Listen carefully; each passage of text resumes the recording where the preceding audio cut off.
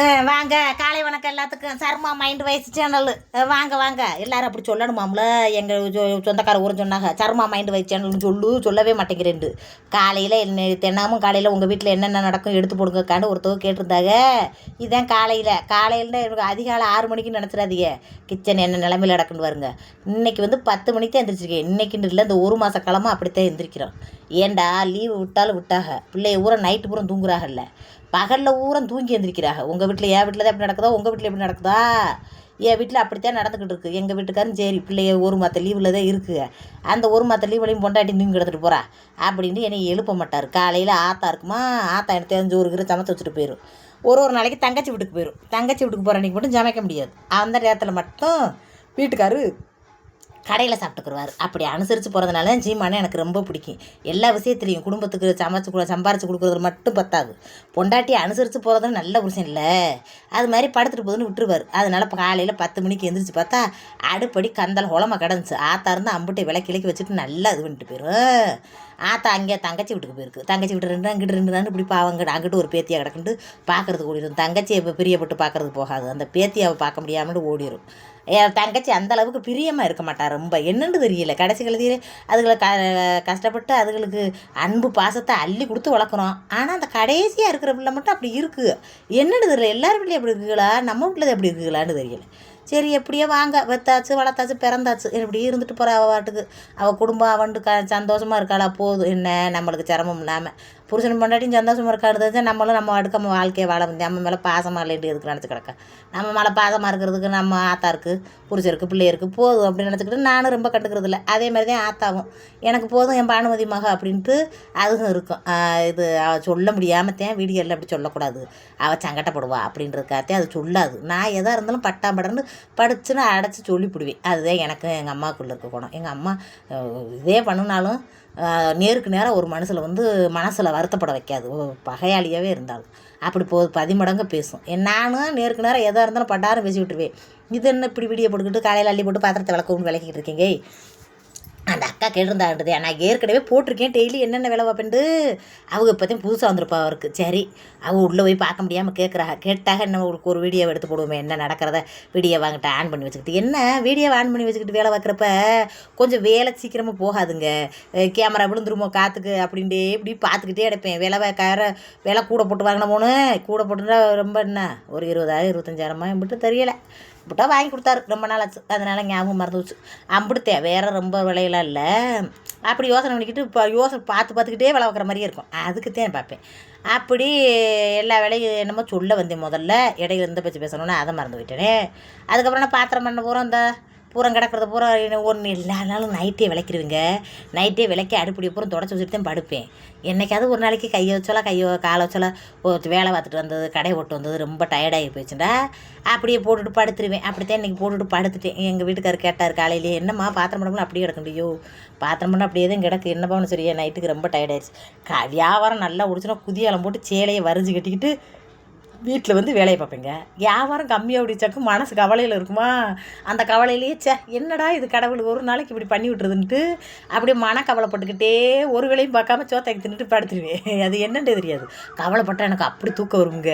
எல்லாருக்கும் கவலை வந்துச்சுன்னா தூக்கம் வராது, சாப்பிட முடியாது அப்படின்ட்டுவாங்க. எனக்கு சிரிப்பாக இருக்கும். என்ன நம்மளுக்கு மட்டும் தலைகீழ இருக்குது, கவலை மனசு அழுக இப்படிலாம் வந்துச்சுன்னா அப்படி கிருன்னு அப்படி நிம்மதியாக தூங்குவேன். என்னன்றே தெரியாது. கொஞ்சம் கூறுகட்ட மனசு தான் எனக்கு. அதோட பார்த்துக்கோங்க, என் மயந்தே இதெல்லாம் எடிட் பண்ணி தராரு. குடுன்னு ஓட விட்டதில் என் மயந்தே எனக்கு பண்ணவே தெரியாது. ஒவ்வொருத்தரும் யூடியூப் சேனல் ஆரம்பிக்கிற ஊரா காசு கொடுத்து அங்கிட்டு கற்றுக்கிட்டு தர்றீங்க. எதுக்கு பிள்ளைகளை படிக்க வச்சுருக்கிய? அதுகளை போய் யூடியூப்பில் போய் என்ன இப்படி வீடியோ போடுறதுன்னு கேட்டேன்னா அப்படி சொல்லி போடுங்க. நீங்களும் அதே மாதிரி போட்டு எதையோ பண்ணுங்க. ஆனால் என்ன சொந்த வந்தோம் என்னமோ குற்றம் கொலை பண்ணவங்க மாதிரியே நம்மளை பேச வருவாங்க. எங்கள் அம்மாலாம் அதை கண்டுக்கிறாது. நான் நேரம் பேசி விட்டுருவேன். என்ன இப்படி வீடியோ போடுற, சீமையானும் அதுக்கு சேர்ந்துக்கிட்டு ஆடுது பாடுது. இதுன்னு நம்ம ஆளுகளை யார் இப்படி போடுறது அப்படின்வாங்க. ஏன் அப்படியா, நம்ம ஆளுகளில் யார் இப்படி ஒரு புருஷனை ஒரு ஊசியை வச்சுக்கிட்டு அப்படி இப்படி ஆள் வர்றது, அது அசிங்கமாக தெரியல அப்படின்றவேன் நான். அப்படி பேசிவிட்டா அன்னார் மகன்ட்டு பேசப்பட்டாங்க. அப்புறம் நம்மளை பேசுனா நம்மளுக்கு நேருக்கு நேரம் சும்மா சாப்பா நேருக்கு நேரம் சொல்கிறதும் இல்லை, சாடையாக பேசுகிறதுங்க. நான் அப்படி சொல்லிவிடுவேன். என்ன ஒரு குடும்பத்தை ஒரு குடும்பம் கெடுத்தாத்தேன் தப்பு, ஒரு குடும்பம் நடத்திக்கிட்டு இருக்கல இன்னொரு குடும்பத்தை போய் இது பண்ணிக்கிட்டு அதில் காசு சம்பாரிச்சுக்கிட்டு அதில் வாழ்ந்துக்கிட்டு இருக்குது. அப்படி தான் தப்பு. என்ன நம்ம வீட்டில் நடக்கிற நல்ல விஷயங்களை என்னத்தையும் நல்லபடியாக பிள்ளைங்கத்தேன்னு சொல்கிறோம். இதில் என்ன தப்பு இருக்கா? இதில் தப்பு நீங்கள் சொல்லுங்கள் அப்படின்னு நான் நேருக்கு நேரம் பேசி விட்ருவேன். எங்கள் அம்மா அப்படிலாம் பேசாதடி சாமினாது இருந்தேன் ஒப்பந்தேன் ஊரும் பெல்லா விளாண்டு பேர் எடுத்தாண்டா நீனும் பெல்லா விளாண்டு பேர் எடுத்துக்கிட்டு அப்படின்ட்டு அம்மா கத்திக்கிட்டே கிடக்கும். போமாங்கிட்டு அவங்க பெல்லாரன்னு சொன்னால் நம்மளுக்கு என்ன?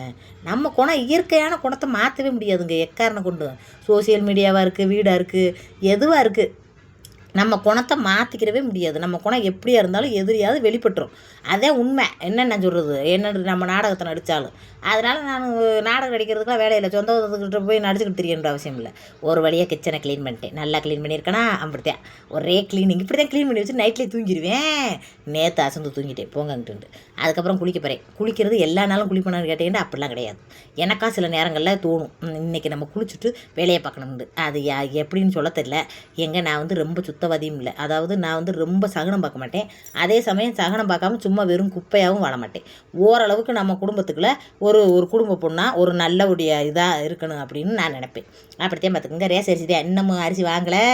சம்பளம் வாங்கட்டும். சம்பளம் வாங்கித்தான் வாங்க முடியும். சனிக்கிழமை வார சம்பளம் தான் எங்கள் வீட்டுக்காருக்கு. அதனால சனிக்கிழமை சம்பளம் போட்டுருவாங்க. அப்போ அரிசி வாங்கிடுவோம் அப்படின்ட்டு அதே ரேஸ் அரிசி வச்சு அள்ளி ஊற வச்சுட்டோம்னா கொஞ்சம் வேகும். அடுப்பில் வேக வச்சா நல்லாயிருக்கும். ஆனால் வெளியில் போய் வேக வைக்கிறதுக்கு ஒத்த மரம் இல்லையே. வேகாத வெயில் சூரிய பகவான் சுட்டு எரிக்கிறாரு. காலை கொண்டு போய் வைக்க முடியாது. அதில் போய் அடுப்பை பற்ற வைக்க முடியாது. ஒரு மரஞ்செடி வச்சா ஆடு பாடு பிடுங்கி தின்னுட்டு போயிடுது. ஒரே ஒரு பூரசம் வச்சேன். அந்த பூரசம் தழுத்து வந்துக்கிட்டு கீழே ஆடு தின்றுச்சு. ஐயோ திண்டுருச்சேன்னு மறுபடியும் சாணியை தொட்டு வச்சேன். மறுபடியும் பார்த்துக்குங்க அப்படியே தூரோடு கடிச்சிருச்சு. மறுபடியும் சாணியை தொட்டு வச்சு மறுபடியும் தளர்ந்துருச்சு. பாரு 3வது தடவை தளர்ந்துருச்சு. நல்லா பரவாயில்லையே இந்த மரம் கடிக்க தளக்குது அப்படின்னு நினச்சிக்கிட்டு நல்லா பாதுகாத்து வளர்த்துக்கிட்டு இருந்தால் ஒரு தொகை வேலி அடிக்க போகிறோன்னு அது மேலேயே மிதிச்சு விட்டாங்க பார்த்துக்குங்க. அதோடு அதுக்கு கோவம் வந்துருச்சா இல்லை போங்கடாங்கிட்டு நம்ம தளர்ந்து பிரயோஜனம் கிடையாது பூரா பிடிக்கி திங்கிறான்ட்டு என்ன நினச்சுன்னு தெரியல. செடி அதோட கம்பு குச்சியாக நிற்கிது. அப்படி வெயிலான வெயில் அடிக்குது. ஒரு தட்டி மாதிரி கட்டி கொடுத்தாலும் வாக்கலாம். அதனால் நான் யோசனை பண்ணிக்கிட்டு வெளியிலலாம் போய் ஆக்க முடியாது போயாங்கிட்டு வீட்டுக்குள்ளேயே பார்த்து வைப்போம். அதுக்குள்ளே அரிசியை ஊற வச்சுட்டு குளிப்போம் அப்படின்ட்டு நினச்சிக்கிட்டு இருக்கேன். கொண்டக்கடலையை ஊற வச்சுட்டு போயிருக்காரு இதுக்கு சமோசாவுக்கு. குளிச்சுட்டு வந்தாச்சு. பார்த்தியெல்லாம் பலவலண்டு ஆகிட்டேன்னா என்னத்தையோ ஓயாமலாம் சோப்பு போட்டு கிடக்க மாட்டேன். மூஞ்சிக்கு மட்டும் 3 தடவை சோப்பு போடுவேன். மற்ற என்னென்னு தெரில. எங்கள் அம்மா அப்படி தான் சோப்பு போட்டு குளிக்கையில் நாங்கள் அம்மா கரையில் பார்ப்பேன். 3 தடவை சோப்பு போட்டு அப்படியே தண்ணியில் அலசுவாங்க. அதே மாதிரி நானும் யோசனை 3 தடவை அலசுவேன். மஞ்சள் குளிக்காமல் என் குளியல் இருக்காது. என் தங்கச்சிலாம் கையில் மஞ்சப்பட்டாவே அப்படியே நாகரிகம் இல்லைன்னு நினச்சிக்கிட்டு ஐயோ என் கையில் மஞ்சள் இருக்கேன்னு கொதருவா. அடி பாதகத்தை சண்டாளி என்னடி கிராமத்தில் பிறந்தவோ ஒரு வாவரசி மஞ்சள் குளிச்சா அது ஒரு பெரிய ஆனால் அழகு போயிடுச்சான். கையில் இருக்கிற அழகு ஊரம் போயிடுச்சுடுவா. மஞ்சள் குளிச்சு பிள்ளைகளை பவுடர் அடிக்க சொன்னோம்னா கையில் ஒட்டிருச்சுடுவா. அந்த மாதிரி வச்சுட்டு கிடப்பா. நான்லாம் அப்படி கிடையாது. மஞ்சள் தான் நம்மளுக்கு ரொம்ப பிடிக்கும். கதவை திறந்து பார்த்தா சூரிய பகவான் 10 மணிக்கு சகில்லுன்னு அடிக்கிறாரு. ஆத்தா என்ன ஒரு வெயில். ஆத்தா வாசகசெல்லாம் தொலைச்சி விட்ருக்கு. என்ன ஒரு வெயில் தாங்க முடியாது. இந்த இந்த எல்லா செடியும் தின்றுச்சு. அது என்னது அரளிப்பூ செடியை மட்டும் எப்படியே விட்டு வச்சுருக்கு. இந்த எங்கள் ஏரியாவில் ஒரு ஜனம் இல்லை, எல்லா ஜனமும் வேலைக்கு ஓடிடுவாங்க. நானும் ஒரு 2-3 பேர் மட்டும்தான் வீட்டில் கிடப்போம். அவங்களும் வெயிலுக்கு வீட்டு அடைச்சிட்டு கிடக்காங்க. நம்ம கிராமத்து தண்ணி தொட்டி கிராமத்துலேருந்து தண்ணி வருங்க. வீட்டு புழக்கத்தை பூரா அதாவது பாத்திரம் விளக்குறதுக்கு பாத்ரூம் போகிறதுக்கு மட்டும்தான் தண்ணி எங்கள் வீட்டு தண்ணி. அப்புறம் பூரா இதுதான் பார்த்துங்க துணி துவைக்கிறதுக்கு குளிக்கிறதுக்கு எல்லாம். இது கொஞ்சம் நல்லா இருக்கும் தண்ணி. நம்ம வீட்டு தண்ணி நம்ம போர் தண்ணி உப்பு தண்ணி பார்த்துக்கோங்க. அதனால் இதில் தான் துணி துவைப்பேன், வாசல் துடைக்க. இது எல்லாத்துக்கும் அப்படி காலையிலே போட்டு விட்ருவாங்க. தண்ணி ஓடிக்கிட்டே இருக்கும். எல்லா இடத்துலையும் நின்றுடும். நம்ம இதில் மட்டும் தண்ணி ஓடிக்கிட்டே இருக்குது. ஏன்னு தெரியாது. நம்மது லாஸ்ட்டு. அதனால் இப்போ அங்கே இருக்கிற தண்ணியை பூரா இழுத்து கொண்டு இங்கே விட்டுரும். ஐம்பது பேர் இங்கே தான் தண்ணி எடுக்கிறவாங்க. சரி எடுத்துகிட்டு போகிறாங்கன்னு நான் இருப்பேன். எங்கள் வீட்டுக்காரர் மட்டும் சாத்திரம் பார்ப்பார்.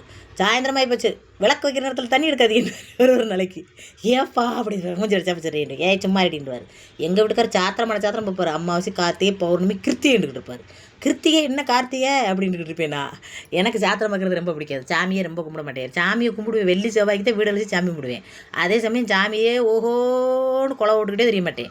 நான் பாட்டுக்கு என் பொழைக்க கிளம்பிடுவேன். எங்கள் வீட்டுக்காரர் இன்றைக்கி அமாவாசை எண்ணத்துக்கு வாசலில் கோலம் போட்டேன் அப்படின்ட்டு இன்னைக்கு கிருத்திகை என்னத்துக்கு இந்த குழம்பு வச்சுண்டுவார். அமாவாசை கிருத்திகைன்னு முன்னே சொல்லிட்டு போயிருங்க. அதுக்குள்ளே எனக்கே தெரியாது அப்படின்ட்டு. அந்த மாதிரி தான் நான் எனக்கு வந்து சாமி கும்பிட்டா ரொம்ப சாமியை வேண்டுனா எனக்கு எதுவுமே பழிக்காது பார்த்துங்க. அது என்னன்னு தெரியல, எனக்கு மட்டும் தலைகீழ இருக்கும். அப்புறம் என்ன கொஞ்சம் துணிமணி கொஞ்சம் கொஞ்சம் கிடக்கிறத அள்ளி போட்டு துவைக்க ஆரம்பிச்சிருவேன். கையில் இன்னும் வாஷிங் மிஷின் வாங்கி கொடுக்குறேன், அதில் கை நல்லது துவைக்கிறாப்புல இருக்குது. என்ன செய்ய சொல்கிறீங்க? சரி விடுங்க, நம்மள்ட்ட இருக்கிறத வச்சு நம்ம சந்தோஷமாக வாழ்வோம் அப்படின்னு யோசனை பண்ணிக்கிட்டு துணியை துவைக்க ஆரம்பிச்சிட்டேன். எல்லா நாளும் துணி துவைப்பாண்டா கண்டிப்பாக கிடையாது.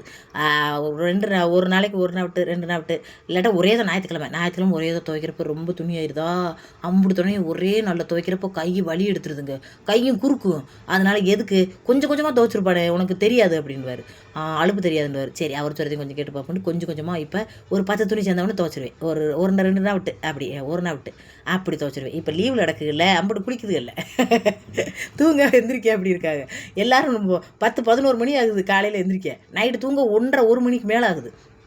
அதனால் பார்த்துக்குங்க 2-3 நாள் துவைச்சிருவேன் பார்த்துக்குங்க. எங்கள் சிம்மா அப்பாவிட்ட மட்டும் வேலை விழுகிறதுக்கு போனால் வேலைக்கு அடுத்தடுத்து போட்டு போகணும்ல, அதனால் துவைச்சிருவேன். ஆத்தா விட்டு துணியை அது குளிக்கையிலே துவைச்சி போட்டுரும். நல்ல முடிச்சு ஆத்தா ரொம்ப வேலை பார்க்கக்கூடாது. அது அம்மாக கஷ்டப்பட்டு வடை சமோசா போடுறதாங்க ரொம்ப கஷ்டம். வடை போடுறது கூட எனக்கு கஷ்டமாக தெரியாது. சமோசா போடுறது மாவை தேய்ச்சி அதை சீட்டை ரெடி பண்ணி அதை ஒட்டி அதை வெளியேற முன்னே எப்படி கிட்டத்தட்ட 3 மணி நேரம் முடியும், 2 மணி நேரமாக அது பிடிக்குமுங்க. அப்புறம் ஒட்டிக்கிட்டி எல்லாத்தையும் எடுத்து வச்சுக்கிட்டு அங்கேயே வெடி நின்றுமுண்டா, கால் கையெல்லாம் வலிச்சு போயிருமாண்ணே. அப்படித்தான் என்ன வேலையுமே நான் கஷ்டமாக நினைக்காம சந்தோஷமாக நினச்சி பார்ப்பேன். எல்லாத்தையும் வீடியோ எடுத்து போட முடியாமத்தான், கேமராவை தூக்கிட்டு தெரிய முடியாமத்தான் நான் ஓட்டுறது கேட்கறக்காக போடுவேன். என்னால் முடிஞ்ச வேலையெல்லாம் பார்த்துக்கிட்டு அப்படியே ஓட்டிக்கிட்டு அப்படியே இதான் குடும்பம், இதான் சிறப்பான குடும்பம்னு நினச்சிக்கிட்டு நான் வாழ்கிறேன். என்னை விட பெரிய நல்ல சிறப்பாக வாழ்கிறவங்க நிறைய பேர் இருப்பாங்க, நல்லா சம்பாதிக்கிறவங்க, ரொம்ப கஷ்டப்பட்டு உழைச்சி குடும்பத்தை காப்பாற்றுறவங்க எப்படின்னு நிறைய பேர் இருப்பாங்க. நான் வாழ்கிற வாழ்க்கையில் நான் சிறப்புன்னு நான் நினச்சிக்கிறது, மற்றவங்கள குறை சொல்கிறதுக்கு இல்லை. தண்ணி நல்லா அப்படி இருக்கும் பார்த்துங்க, தண்ணி வந்து குளுன்னு அப்படியே வந்த மணிக்கே இருக்கும். நல்லா தண்ணி கிண்ணிமா நல்ல ஒரு இடம். நான் ஒரு அவுட்டரில் தான் வாங்கி போட்ட இடம் வாங்கி போட்டீங்களா வந்து ஒரு செண்டு வந்து அப்போ 6 லட்ச ரூபா இருந்துச்சு. 2.5 செண்டு வாங்கி போட்டேன். அதுக்கப்புறம் நாங்கள் நட்டுக்கெல்லாம் அடகு திருப்பி விட்டு 4 வருஷம் செண்டு தான் வீடை கட்டியிருக்கேன். ஆமாம், மதுரைக்கு பக்கத்தில் தான், ரொம்ப தூரம்லாம் கிடையாது, பக்கமாகத்தான் இருக்கும். ஒரு எவ்வளோ ஒரு 3 கிலோமீட்டர் இருக்கும் உள்ள டவுனுக்குள்ளே போக, அப்படித்தான். அதுக்கு அவ்வளவுதான். அதுக்கப்புறம் என்ன துணிமணியை துவைச்சி காய போட்டுருவோம். பார்த்தா வெயில் வேகாத வெயிலாக இருக்குது, காலை வச்சா கால் வெந்து போயிரும் இருக்குது. அதுக்கப்புறம் யோசனை வந்துச்சு, கொண்டைப்பயிர் வேக போட்டிருந்தோம்ல, பார்த்துட்டு வந்துடுவோம், தண்ணிலாம் போச்சுன்னா பிடிச்சி போயிரும்ல. பார்த்தேன் கொண்டைப்பயிர் வெந்துக்கிட்டு தான் இருக்குது, சரி அது பாட்டுக்கு வேகட்டும் அப்படின்ட்டு அதோட கிளம்பிட்டேன். எங்கள் எல்லா நாளும் சாமி கும்பிட மாட்டேன், வெள்ளி செவ்வாய் வீடு அலசுவேன். என்ன வெள்ளியும் செவ்வாயும் சாமியை கும்பிடுவேன். சாமியே இல்லைன்ட்டு இருக்க மாட்டேன், சாமின்ட்டு கோகொண்டும் தெரிய மாட்டேன், ஒரே அளவாகத்தான் வச்சுக்கிடுவேன் எதையுமே. கடை முடிச்சுட்டு வந்து எல்லோரும் சூடம் காட்டுறாங்க, நான்லாம் அப்படிலாம் தினமும் சூடம் காட்ட மாட்டேன். என்னத்தையும் அளந்தது தான் நல்லபடியாக முருகா அப்படின்ட்டு நான் படுக்கு வர்ற காசை மட்டும் கண்ணில் ஊற்றி பைக்கு இது கல்லாப்பட்டியில் போடுவேன். மற்றபடி தினமும் சாம்பிராணி ஒருத்தவரக்கெல்லாம் சாம்பிராணி காட்டி சூடம் காட்டி வாங்க வரவுல கொஞ்சம் நேரம் சென்று வாங்க, நான் ஜாமி கும்பிடலன்ட்டுவாங்க. அப்படிலாம் சொல்ல மாட்டேன். வந்து நின்றுட்டாங்கன்னா படவுடனே அடுப்பு பற்ற வச்சு சாமி வேண்டாமையே பற்ற வச்சு சுட்டு கொடுத்துருவேன். நம்மளுக்கு அவகுதான் சாமி, வாங்க வரவுதான் சாமி, சாமி எந்த காலத்தில் வாங்க வந்துச்சு அப்படின்னு யோசனை பண்ணிக்கிட்டு அப்படி ஒருத்தர் பண்ணுவாங்க. நான் அப்படிலாம் பண்ண மாட்டேன். இப்போ வீடு பால் காய்ச்சிட்டு பூசணிக்காயை உடைங்கன்னு கொடுத்தா ஒரு பூசணிக்காயை உடைச்சிட்டு ஒரு பூசணிக்காயை உடைக்காமே வச்சுருந்தவன். கூறுகட்ட குக்கரு ரொம்ப நம்பிக்கை இருக்காது. நம்பிக்கை இல்லாமல் இல்லைன்னு சொல்ல முடியாது, நம்பிக்கைப்படுறேன்னு சொல்ல முடியாது. ஒரு அளவாகவே நம்பிக்கைப்பட்டு ஓடிடுவேன். என் தங்கச்சிலாம் தலைகீழ எதுவுமே இல்லைன்னுவா. வெள்ளி சமையல் தான் சாமி கும்பிடணுமா, ஏன் சனிக்கிழமை கும்பிடக்கூடாதுன்னா ரொம்ப பண்ணுவா. அவள்லாம் என்னென்னமோ பண்ணுவா. அவள்லாம் சொல்கிறதுக்கு நான் விருப்பம் இல்லை. அவள் இஷ்டத்துக்கு வாழ்ந்துட்டுப்பா. அவள்லாம் இந்த நாட்டில் பிறக்க வேண்டியவளே இல்லை, வேறே அயல் நாட்டில் பிறக்க வேண்டியவள். நம்ம நாட்டுக்குரிய பாரம்பரியத்துக்கு ஏற்றாப்புலேயே வாழ மாட்டா. எனக்கு கடுப்பாக வரும். அடிக்கடி சொல்லி பார்த்துட்டேன், கேட்குற மாதிரி இல்லை. சரி இனிமேல் அவளை கட்டி கொடுத்தாச்சு, இனிமேல் அவளை நம்ம கண்ட்ரோல் பண்ணுற அவசியம் கிடையாது, எப்படியும் போகிறா அப்படின்ட்டு விட்டுருவேன். ரொம்ப இது பண்ண மாட்டேன். நம்ம அதிக பாசமாக இருப்போம், நம்மளை அவள் கண்டுக்கிறவே மாட்டான். ஆனாலும் என்ன செய்யறது, நம்ம கூட பிறந்துட்டோமோ ஒரே ஒரு தங்கச்சி தான், வேறு யாரும் கிடையாது அப்படின்னு யோசனை பண்ணி நானாக வலிக்க ஃபோன் பண்ணி என்ன பண்ணுறேன் ஏது பண்ணுறேன், பிள்ளை என்ன செய்யுது குட்டி என்ன செய்யுது என்ன சமைச்சேன்னு நானாக பேசிட்டு கிடப்பேன். அவள் 2-3 மெசேஜை போட்டு குடுன்னு ஓடிய போய் ஆன்லைனுக்குள்ளே உருட்டிட்டு கிடப்பான், இந்த இன்ஸ்டாகிராமுக்குள்ளே என்னத்தையும் பண்ணிட்டு போகிறா போங்க அப்படின்ட்டு நான் விட்டுருவேன். அதுக்கப்புறம் என்ன இது வந்துருச்சான்னு பார்த்துட்டு அப்படி கொண்டக்கடலை வந்துருச்சு. அதுக்கப்புறம் சோறுக்கு ரேசரிசியை ஊற வச்சிருந்தல, அதை அரிசியை போட்டுருவோம் அப்படின்ட்டு ரேசரிசியை நல்லா அலசிடணும். ரேசரிசி அப்படியே அலசாமல் ரொம்ப அலசாமல் போட்டே வச்சுங்க, அப்படியே வழுக்குன்னு இருக்கும். அதோட தண்ணி பசை வந்து அப்படி ஒரு கட்டியான பசையாக இருக்கும். அதனால் வந்து என்றைக்குமே வந்து ரேசரிசியை நல்லா அலசிடுங்க, சுடு தண்ணியை ஊற்றி அலசிடுங்க. அதுக்கப்புறம் அரிசியை வேகப்பட்டால் அது பாட்டுக்கு வெந்துடும், வேகமாக வெந்துடுது. ஆனால் என்னதில்லை ஒரு ரேசரிசி அப்படியே மொச்ச கொட்டையாக கிடக்கும். இது வந்து நல்ல வழுக்குன்னு இருக்குது. வழுக்குன்னு இருக்கிறதுனால தான் சாப்பிட்றோம். வாய்க்கு சக்கையாக இருந்துச்சுன்னா எப்படி சாப்பிட முடியுமா? சின்ன பிள்ளைகளுக்கு எல்லாத்தையுமே கற்றுக் கொடுக்கணுமுங்க. லாப நஷ்டத்தில் வாழ்கிறதுக்கு முதல்ல கற்றுக் கொடுக்கணும் நம்ம. ஆமாம், கஷ்டமான சூழ்நிலையில் இருக்கிறப்ப நம்ம குடும்பத்துகளில் நம்ம வாழ்கிறதுக்கு தெரிஞ்சுக்கிறணும். ஆத்தாடி கஷ்டம் வந்துருச்சேன்னு கடன் உடனே வாங்கி சொகுசாக வாழ்கிற வாழ்க்கையை கற்றுக் கொடுக்கக்கூடாது என்றைக்குமே. நம்மளை பார்த்து நம்ம பிள்ளைய கற்றுக்குறோங்க. ஒரு மளிகை கடைக்கு போனால் கூட அந்த கடையில் கடன் சொல்லிட்டு வந்தோம்னா அப்போ கடன் சொல்லி எதுவும் வாங்கலாம் இருக்கே அப்படின்ற எண்ணத்தை உருவாக்கிக்கிட்டு இருக்கோம். அந்த பிள்ளையை தூக்கிட்டு போய் மிட்டாயை கொடுக்குறோம். நாளைக்கு வந்து கடன் காசு தரேன் அப்படின்னு சொல்லிட்டு வரப்போ அந்த பிள்ளை மனசில் நம்ம கேட்டால் அப்போ கொடுப்பாங்க, கடன் கொடுப்பாங்க அப்படின்ற எண்ணத்தை உருவாக்குறோம். கடன்ற பேச்சே இருக்கக்கூடாது வாழ்க்கையில். கடன் இல்லாமல் இருக்கிறவங்க உண்மையிலே கோடீஸ்வரன் என்னை பொறுத்தளவுக்கு. அதனால் நான் எந்த கடனும் வச்சுக்கிறோம்னு நினைக்க மாட்டேன். நான் போய் அங்கே ஆத்தா வந்துருச்சு எப்படியோ வீட்டில் இருந்து வந்தவொடனே கத்துது. இப்போ தான் எந்திரிச்சியா, இப்போ தான் இது வண்டியா, தங்கச்சி வீட்டுக்கு போயிருந்துச்சு. தங்கச்சி வீட்டுக்கு போயிட்டு தங்கச்சி என்னமோ கம்முன்னு இருந்தால் அவருக்கு. அதனால் கதறிட்டு கிடந்துச்சு. என்ன பிள்ளையை பற்றேன், என்ன பற்றேன், ஆம்பளை பிள்ளையை பார்த்தாலும் ஒரு புரோசனமாக இருந்திருக்கேன், அதாக்கு தான் கிடச்சி. ஆமாம், ஆம்பளை பிள்ளையை பார்த்தேன் என்ன மருமக அங்கிட்டு ஒரு குத்து அங்கிட்டு ஒரு குத்தி விரட்டிருப்பாங்க போ அப்படின்னு நான் கத்திட்டு கிடந்தேன். இப்போ எதுக்கு இப்படி கற்றுற அப்படின்னு. என்னத்த பிள்ளைகளா பிறந்துக்கிய, அவளா ஒரு மனுஷியா, பாத்திரம் விளக்குறாள், பண்டை விளக்குறாள், எப்போ பார்த்தாலும் போன தூக்கி எடுத்துடுறா. நீ இங்கே வந்து பார்த்தா இங்கே நீனும் போன நிற்க வச்சுக்கிட்டு இருக்க அப்படின்னு. ஏம்மா, நான் போனவ நிற்க வச்சுக்கிட்டு பேசுறதுக்கும் அவள் சும்மா பொழுதுபோக்கி கிடக்கிறதுக்கும் வித்தியாசம் இல்லையா, என்னம்மா பேசுகிறேன் அப்படின்ட்டு. ஆமாம் நீ நல்லாத்த எது பண்ணுற, அவளுக்கு என்ன பண்ணுறது அப்படின்னு விளக்கமாத்த எடுத்துச்சு. ஐயோ அப்படின்ட்டு அப்புறம் நான் திரும்பி பார்த்தோன்னா அது மட்டும் கூட்டுற மாதிரி கூட்டிகிட்டு விளக்கு மாற்ற வச்சிருச்சு. இன்றைக்கி எங்கள் அம்மா என்னை அடிக்கும், ஆனாலும் ஏற்றுக்கிடுவேன். ஆமாம், நம்ம அம்மா தானே, நம்ம அம்மா இன்றைக்கி நம்மளை அடிக்குதுண்டா அதுக்கு பாசம் இருக்குன்றதே அடிக்கும். ஏன்னா எப்போ அஞ்சிமா குப்பாவோட மண்டை கட்டிட்டு கிடக்கிறப்ப நீ பேசுகிறதானே தப்பு, உன் நொப்பே இருந்தேல எப்படி என்னை பாடப்படுத்துவேன் தெரியுமா, சீமா இப்படி இருக்கையிலேயே நீ இந்த பேச்சு பேசிக்கிட்டு இருக்க அப்படின்னு சீமா அப்பாவுக்கு ஏந்துக்கிட்டே பேசிக்கிட்டு கிடப்பேன் எங்கள் அம்மா. சீமா அப்பாவுக்கு எனக்கு சண்டை வர்றப்ப சண்டை வராமல் இருக்குமா, குடும்பம்னா சண்டை வராமல் எப்படி இருக்கும், குடும்பம்னா எல்லாரும் குடும்பத்தையும் சண்டை சத்தம் எல்லாம் இருக்கும். அதாவது பொண்டாட்டிக்கு துணிமணியை துவச்சி போட்டு பாத்திரத்தை கழுவி அப்படியே பஞ்சுமதியில் தூங்க வச்சு அப்படியே சாப்பாடு ஆக்கி போட்டு அப்படியே பணம் கொண்டு வந்து கொடுக்குறது மட்டும் நல்ல விஷயம் இல்லைங்க. பொண்டாட்டியோட மனசை புரிஞ்சு ஒரு சின்ன விஷயம் பண்ணுறது கூட நல்ல விஷயம் தான் பார்த்துக்குங்க. அப்படி சீமா வந்து சின்ன சின்ன விஷயங்களில் என்னை புரிஞ்சு நடந்துக்கிறவார். அதனால தான் எனக்கு ரொம்ப பிடிக்கும் சீமானை. அதனால தான் நானும் இதான் குடும்பம் விடாண்டு நம்மளுக்கு தெரிஞ்ச குடும்பம் இதே நான் நடத்துகிறது சிறப்பான குடும்பம்னு நானாக சொல்லிக்கிடுவேன், நானாக நினச்சிக்கிடுவேன் மனசுலையே. அது எந்த அளவுக்கு உண்மை போயின்னு எனக்கு தெரியாது, பெருமை விசரன்னு நினைக்காதீங்க. என்னமோ நம்ம புருஷன்ட்டு நினைப்போட நம்ம புருஷனோட ஒழுக்கத்தோட நம்ம குடும்பம்ட்டு வாழ்கிறது அது சிறப்பு தானங்க. என்ன எங்கள் அம்மாவுக்கு கத்திட்டு கிடக்குது, எங்கள் அம்மா போய் நானும் வெகுண்டு போய் கத்திட்டு ஓடியாந்தேன். சண்டையோட சண்டை, அந்த சண்டை கதையெல்லாம் கேட்டுட்டீங்கன்னா போச்சு, காது உங்களுக்கு பிடிச்சி போயிருக்கோம். அம்மா வந்து இன்றைக்கி பேடு வீடெல்லாம் பேசி டார்ச்சர் பண்ணிடுச்சு. எதுக்கு இம்பிட்டு அசிங்கமான வார்த்தையை பேசுகிறேன், என்னத்தை பார்த்துட்டு வந்துட்டு நானும் கத்துனேன். அப்படி இருக்கா அக்கால் தங்கச்சிங்க அப்படின்னு கத்திட்டு கிடந்துச்சு. என் தங்கச்சி அவ்வளவா என்னது இல்லைங்க, ரொம்ப பாசமாகவே இருக்கிறல்ல, ஒன்றுமே மதம்மா போன 10 மணிக்கா போனுலேயே கிடக்கா. இனியா குட்டியாக்காத்தே எங்கள் அம்மா ஓடியே போய் பேத்தியாவை பார்த்துட்டு வந்துடுவோம்ட்டு ஓடும் பாவம் பார்த்துக்குங்க. அது போகிற வட்டம்லாம் என்னமா அங்கே நோஸ் கட் பண்ணி விட்ருவா அவருக்கு. இங்கே வந்து என்கிட்ட சொன்னால் நானும் கற்றுவேன்றதுக்காக என்கிட்ட சொல்லாமையே இது ஒன்றும். நான் கொஞ்சம் தங்கச்சி ரொம்ப கண்ட்ரோலாக வளர்க்க நினச்சேன், கண்ட்ரோலத்தான் வளர்த்தேன். என்கிட்டலாம் மூச்சு விட மாட்டான். அப்படி வேலை வெட்டியில் பார்க்க வச்சு அப்படி கட்டி கொடுத்தேன். இப்போ போகிற வீட்டில் போய் குமுக்காலம் பண்ணிக்கிட்டு அவனோட பட்டிக்கிட்டு வச்சுக்கிட்டு அப்படி கிடக்கா. நம்ம சொன்னாலும் கேட்குறல்ல, என்ன கொஞ்சம் வளர்ந்துருச்சுக்கிட்டு அது இஷ்டத்துக்கு தெரியுது. ஒரு குணம் எனக்கு என்னன்னு இல்லை, என் குணம் எங்கள் அப்பா என்னை கண்ட்ரோல் பண்ணியே அந்த அதில் வந்து பயத்திலேயே இருந்ததுனால அதே பயத்திலேயே ஓடிக்கிட்டு இருக்கேன். அவளை கண்ட்ரோல் பண்ணாமல் விட்டான், அதனால அப்படி பேசிக்கிட்டு தெரியுது அப்படின்னு நினச்சிக்கிட்டு சரி விடுமா, என்கிட்ட வந்து அவள்கிட்ட இருக்க கோவத்தோடு ஏன்ட்ட கட்டாத அப்படின்னு கத்தி கிடப்பேன். அப்புறம் யார்கிட்ட கட்டுறது, நான் யார்கிட்ட கட்டுறது, சவத்தடியாக கட்டுறது, இப்படி இல்லாமல் பிள்ளையே பப்பேன். என்ன ஒரு 11 மணி 12 மணிக்கு எந்திரிச்சு ஒரு பாத்திரம் மடத்தை விளக்கிட்டு சோறு குழம்பு ஆக்கி வச்சுப்பிட்டு அப்புறம் இப்படியே தூங்கலண்டி.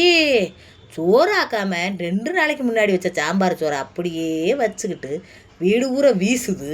அதையும் வச்சுக்கிட்டு ஒரு பொம்பளை பாத்திரத்தை பூரா குமிச்சு போட்டுட்டு சிங்கில் போன பார்த்துக்கிட்டே இருந்தான்னா அவள் என்ன பொம்பளை அப்படின்னு கிடந்துச்சு.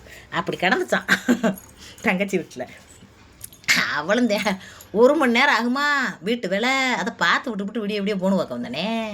நம்ம சொன்னாலும் கேட்க மாட்டான், நீ மட்டும் போன வச்சுக்கிட்டுருவே என்னே சொல்ல வந்துட்டேன் அப்படின்றவா. இதுக்கு வம்பு எப்படியும் போகிறா என்ன, நம்ம உழைக்கிற பழப்ப பார்ப்போம். ஒரு தந்து முந்து சொல்லலாம், அதுக்கு நம்ம வீட்டில் போய் நம்ம நாட்டம் பண்ண முடியாது அப்படின்ட்டு விடுமா அப்படின்னே. அதோட சரின்னு பேச விட்டுச்சு. அதுக்கப்புறம் என்ன சோறு வந்து சரி சோறு வேகலை, இதே என்னோட ரெகுலர் வேலை பார்த்துக்குங்க. அப்படியே வேலையை ஆரம்பிக்கிறது, துணியை துவைக்கிறது, மணி துவைக்கிறது, ஒரு நிமிஷம் கூட இருக்காது. உங்களுக்கு வந்து இப்படி பேசுகிறது, இந்த இப்படி எடிட் பண்ணி போடுறது, இதெல்லாம் வந்து நைட் நேரத்துகளில் தான் பார்த்துட்டு கிடப்பேன் பார்த்துங்க. நைட்டில் தான் காட்டு கொடுக்குறது எதெல்லாம் அப்போத்தே வந்து அமைதியாக வீடே நிசப்தமாக இருக்கும். இல்லைன்னா அங்கிட்டு ஒரு டிவி ஓடும், இங்கிட்டு ஒரு காண்டு கத்துங்கிட்டு ஒரு கூண்டும் இப்படியே ஓடிக்கிட்டு இருக்கோம். என்னத்தையும் நம்ம வீடு சின்ன வீடு, எல்லோரும் பெட்ரூம் இல்லையான்னு கேட்டு கிடைக்கைய பெட்ரூம் கட்டணும் மேலே ஒரு ரூம் எடுத்துகிட்டா பெட்ரூம் அவ்வளோதான். ஒரு ரூம்பு ஒரு ஹாலும் ஒரு அடுப்படியும் தான் போட்டிருக்கோம். போதும் என்னத்தையும் எங்களால் முடிஞ்சதுங்க. கடையில்லாமல் வளரணும்னு நினைப்பேன்னு சொல்லிட்டு இல்லை, கடையில்லாமல் வாழ்கிறதுக்கு அதுக்கு ஏற்றாப்புல கையில் நகை வச்சுருக்கீங்களக்கா அப்படின்னு நினைக்கக்கூடாது. நகையை பூரா மரடகு வச்சு திருப்புறதுக்கு வேணுமில்லைங்க. இப்போ ஒரு நகையை 7 லட்சத்துக்கு கடை வச்சுருக்கேன். 7 லட்சத்துக்கு நான் வட்டி கட்டிக்கிட்டே வந்துட்டேன்னு வச்சுங்க. வட்டியை கட்டி இப்போ மறுபடியும் என்ன செய்கிறாங்க, திருப்பி வைக்க சொல்கிறாங்க. திருப்புறதுக்கு வேணும்ல காசு. அடுத்த வீட்டு போய் நிற்க முடியுமா? என்னத்துக்கு நம்மகிட்ட ஒரு பொருள் இருந்தால் அந்த பொருளை வச்சுக்கிட்டு இந்த பொருளை திருப்பி வந்துடலாம். அதுக்குத்தான் ஒரு யோசனையோடு தான் பிழைக்கணும் பொழப்பு. அப்போ தான் பொழப்பு உள்ள வீட்டில் நம்ம கடங்கப்பு இல்லாமல் வாழ்கிறதுக்கு முடியும். அதுக்கப்புறம் என்ன மாவை கொட்டி இன்னும் சமசாவை பணைய பாருங்க, கூட்டுக்கிட்டுலாம் ரெடி ஆயிடுச்சு, குழம்புலாம் வச்சாச்சு. சுண்டக்கடலை அந்த கொண்டக்கடலை ஊற வச்சிருந்தல அந்த கொண்டக்கடலையை வச்சு புளிக்குழம்பு வச்சுட்டேன். ஆமளதான் ஆமாம், இன்றைக்கி புளிக்குழம்பு, கொண்டக்கடலை புளிக்குழம்பு வச்சு வேலையை முடிச்சுட்டேன். அங்கிட்ட சமசாவுக்கு அம்மா வந்து கூட்டுக்கு ரெடி பண்ணிக்கிட்டு இருக்கு. இந்த மாவை பிணைஞ்சு நான் வேலையை ஆரம்பிக்கிறேன். நீங்களும் பார்த்துப்பட்டு லைக்கை போடுங்க. தினமும் அன்றாட வேலை இப்படி தத்தே ஓடிக்கிட்டே இருக்கும். சங்கு சக்கரை மாதிரி சுற்றிக்கிட்டே இருப்பேன். அந்த 10 மணி வரைக்கும் 11 மணி வரைக்கும் தூங்குறேன் பாருங்கள். அதுதான் எனக்கு ரெஸ்ட்டு நேரம். நல்லா தூங்க விட்டுருவார் எங்கள் வீட்டுக்கார். காலையில் இட்லி வாங்கி சாப்பிடுமான்னு சொல்லி விட்டுட்டு ஓடிடுவார். பிள்ளைகளுக்கு பூரா பாலும் டீயும் ஆற்றி கொடுப்பேன். இடையில 12 மணிக்கு தான் பிள்ளைகள்லாம் எந்திரிக்கிங்க. காலையில் 12 மணிக்கு, மதியம் 12 மணிக்கு, பகலில் அதுகளுக்கு பூரா ஆற்றி கொடுத்துவிட்டு அந்த டீயை நண்டுக்கும் மானசாவும் பூஜாவும் தான் அப்படி இருப்பாங்க. சர்மா கரெக்டான நேரத்தில் தூங்கி கரெக்டான அவங்க அப்பா மாதிரி எந்திரிச்சிருவார். அவர் எந்திரிச்சாருன்னா இட்லியை வாங்கி சாப்பிட்டு வாங்கி கொடுத்துட்டு அவரும் சாப்பிட்டு அப்படியே போயிடுவார். அம்மா வேலைக்கு போகிறப்போ கொஞ்சம் லேட் ஆயிடுச்சுன்னா அம்மா சோறாக்கி வச்சுட்டு அதுவும் சாப்பாடு எடுத்துக்கிட்டு வேலை கிளம்பிடும். என்றைக்காவது தங்கச்சி வீட்டுக்கு போயிட்டால் மட்டும்தான் இட்லி வாங்குவோம். எல்லா நேரம் கடையில் இட்லி வாங்கி திரிக்கிறதில்ல. இந்த ஒரு மாதத்துக்கு மட்டும்தான். மற்ற நேரம்லாம் காலையில் 5 மணிக்கு எழுந்திரிச்சு சமோசா சீட்டு ரெடி பண்ணி கடைகளுக்கு போய் பலசர கடைகளுக்கு போய் சீட்டு 100 சீட்டு வந்து 50 சீட்டு வந்து 100 ரூபா அப்படின்னு சொல்லி ஒரு பலசர கடைகளும் போடுறதுக்கு ரெடி பண்ணிடுவேன். இந்த ஒரு மாதத்துக்கு மட்டும் எனக்கு லீவ் விட்டுருக்காரு எங்கள் வீட்டுக்கார். சந்தோஷமாயிரு, வெளியில் கூட்டிகிட்டு போய் குதூகலம் பண்ணாட்டும் வீட்டிலேருந்து தூங்கி எந்திரிச்சு சந்தோஷமாக இருந்து விட்டுருக்காரு. அதுக்காகத்தேன் மாவை பற்றியெல்லாம் மைதா மாவை கொட்டி அப்படியே பிணைய வேண்டியதான். என்னோட சேனல் பிடிச்சிருக்குன்னா லைக் பண்ணுங்க, சப்ஸ்கிரைப் பண்ணுங்க, ஹைப்பு பட்டன் அமுங்க, என்னென்ன பண்ணணுமோ எல்லாத்தையும் பண்ணி விட்டுருங்கடா. ஏதோ எனக்கு தெரியாமல் ஒன்றுமே தெரியாமல் குப்பையாக இருந்துக்கிட்டு வீடியோ போட்டுக்கிட்டு தெரியும் பார்த்துங்க பேசிக்கிட்டு. அதனால் நீங்கள் அதுக்காகவாது என்னை பாராட்டி ஒரு லைக்கை பண்ணிருங்கய்யா. யார் கேட்டது அன்றாட வேலைகளை போட்டு விடுங்கண்டு, அவங்களும் கண்டிப்பாக லைக்கை போட்டுடணும், கமாட்டையும் போட்டுடணும். பார்த்தீங்களா, இதுதான் என்னோடய வேலை. இதுக்கப்புறம் மாவை பணிஞ்சு வேலையில் பார்க்குறேன். இன்னும் மாவை பணையில் அவங்க கேமராவை தூக்கிக்கிட்டே தெரிய முடியாது. இன்னும் தேய்க்கணும், என்னென்னமோ வேலை இருக்குது. போய்ட்டு வரட்டுமா? லைக் போடுங்க எல்லாரும். வீடியோ பார்த்துட்டு லைக் பண்ணி கமாண்டு போட்டுடணும். சரியா? இதே அன்றாட வேலை. பிடிச்சிருக்கா? தேய்க்கணும், என்னென்னமோ இருக்குது சொல்லிக்கிட்டே கிடக்கிறேன். இதுக்கு மேலே என்ன பேசுறதுன்னு தெரியல. என்னது இது முடிய மாட்டேங்குது, வந்துக்கிட்டே இருக்குது.